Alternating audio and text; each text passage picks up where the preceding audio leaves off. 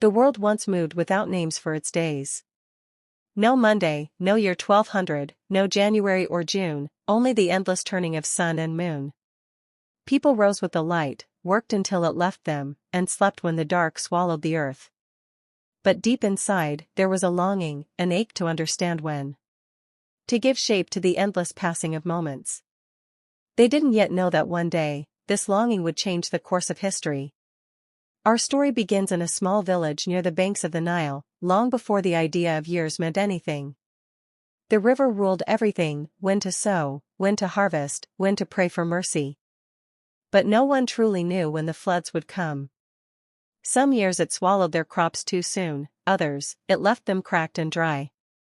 To them, time was a mystery, unpredictable, cruel, divine. Among them lived a young scribe named Neferu.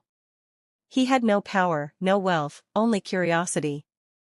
Every morning, as the sun rose over the river's golden skin, he would mark the stones with scratches, each day a line, each moon a symbol.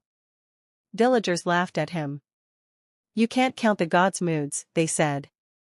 "The river comes when it wishes." But Neferu didn't stop. He watched the stars, the rise of Sirius, the changes in shadow when the sun climbed high. He began to see a pattern, something hidden within the chaos. One night, as the stars shimmered like broken glass across the water, he whispered to himself, "Maybe the heavens are not random. Maybe the gods left us a map." Days turned to months. His stones turned into scrolls. He drew circles for seasons, marks for moons, symbols for floods. For the first time, he felt time repeat. And then, one year, when the villagers prepared too early for the flood, Neferu told them to wait. "The star Sirius has not yet risen," he said quietly.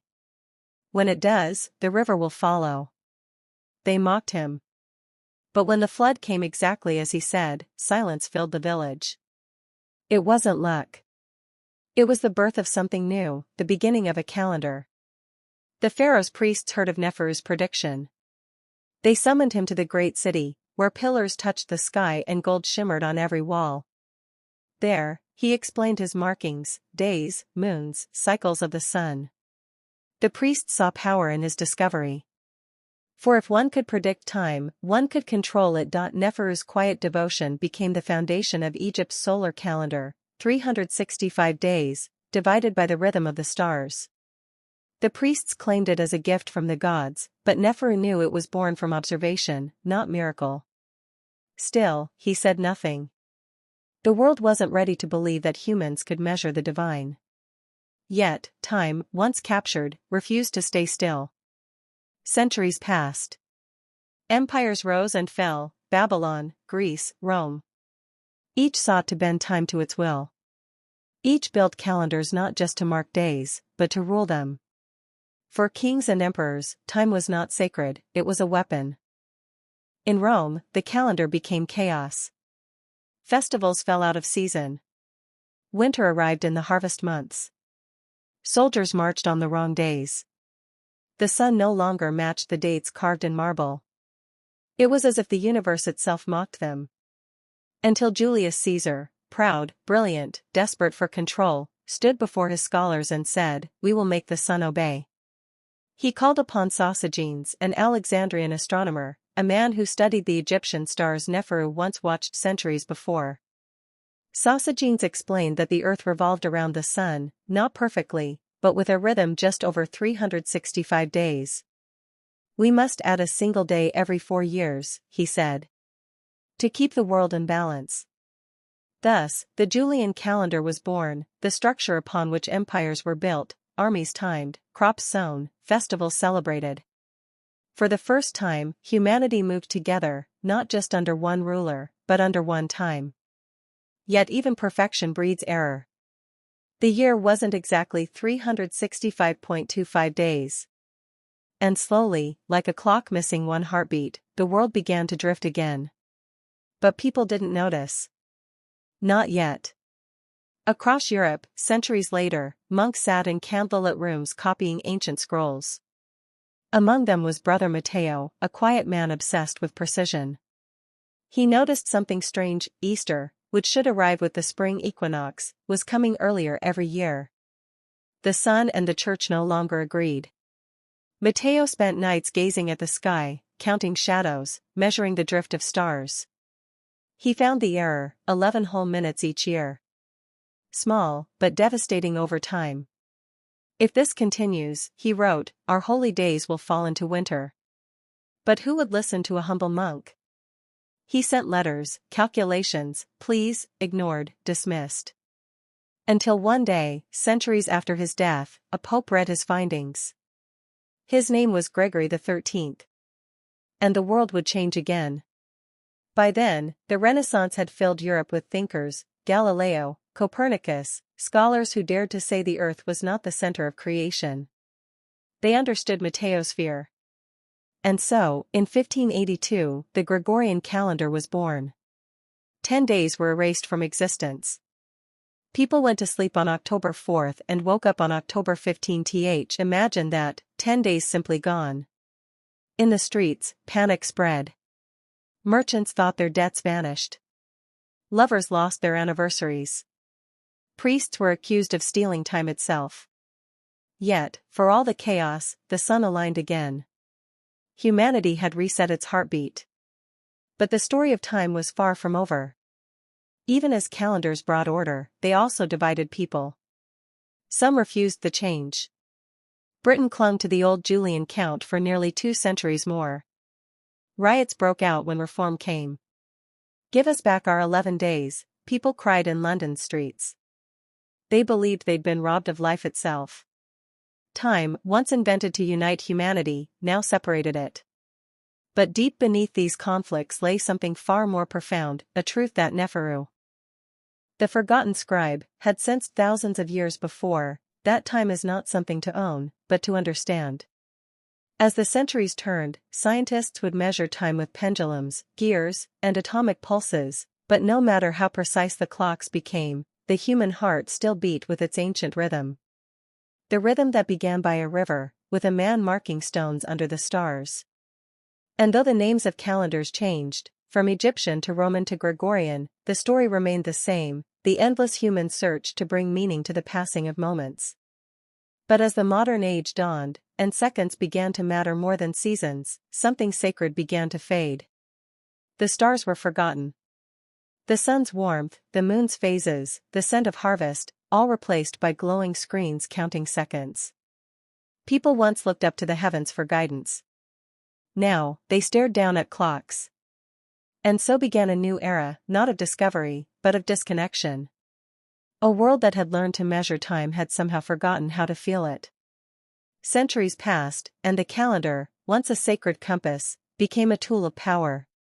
Kings used it to rule armies, merchants to control markets, priests to command faith. But beneath the ticking of time, the same question still whispered through history: who truly owns time?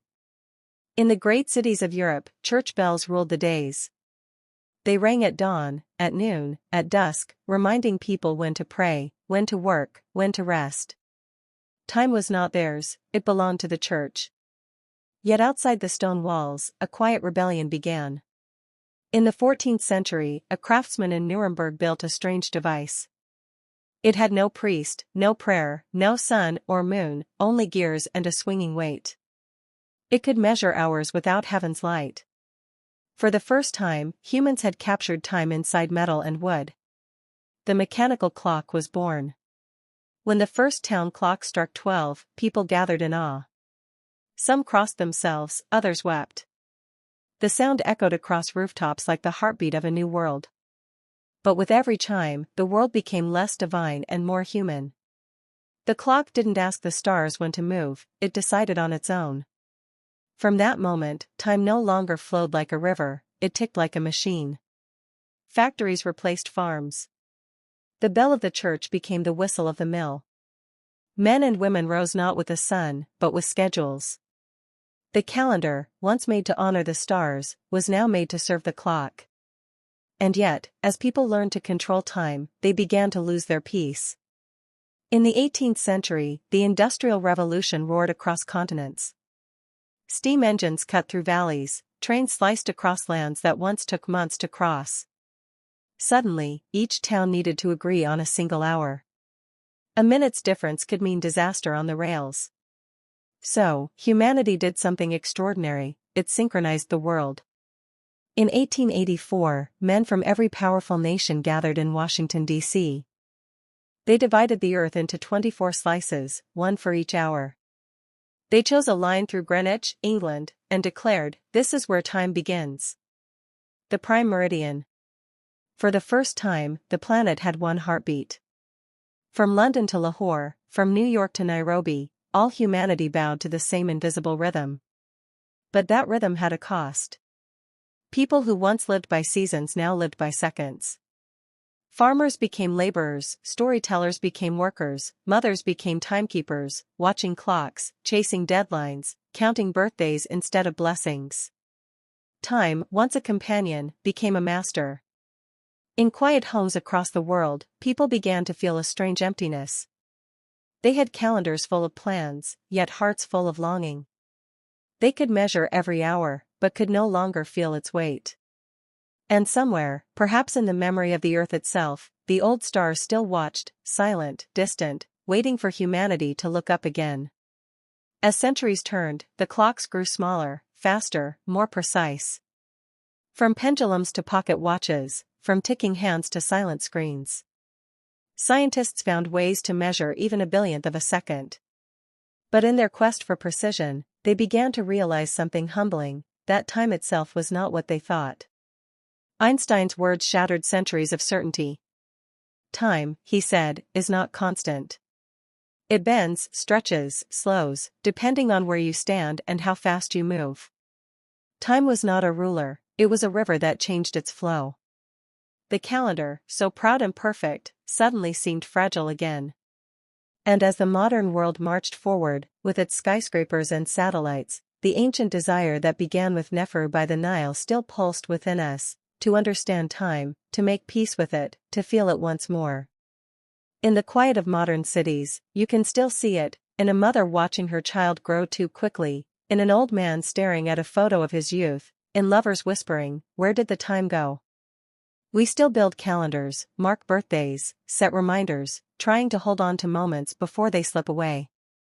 Because deep down, we know that time isn't numbers. It's memory. It's life itself, passing through our fingers like water through Neferu's hands. And yet, there's beauty in that impermanence. The same calendar that once told kings when to wage war now reminds us when to celebrate love. The same system that ruled empires now helps families reunite.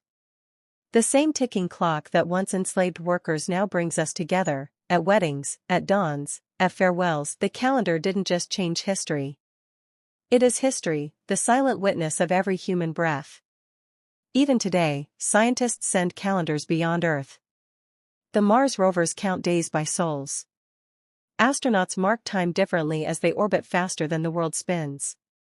Yet no matter how far we go, we carry the same rhythm inside, the need to know where we stand in the great unfolding of time. Perhaps one day, when humanity reaches the stars, we'll make a new calendar, not based on the sun or the moon, but on the heartbeat of the universe itself. And maybe, just maybe, we'll remember the lesson our ancestors left us. That time is not our enemy. It's our story. It is the measure of our laughter, our tears, our victories, our losses. It is the soft passage from birth to memory, from beginning to beyond. So when you look at your calendar tomorrow, when you cross off another date or count the days until something beautiful, remember Neferu, the forgotten scribe, and all who came after him. Remember that every line, every mark, every tick of your clock, is a whisper from history saying, "You are here. You are alive." And this moment, this single breath, is part of eternity. Time has always belonged to us, not the other way around. And though we have learned to measure it, what truly matters will always be how we live it. The calendar changed history. But it also taught us something timeless. That meaning is not found in counting days, but in cherishing them.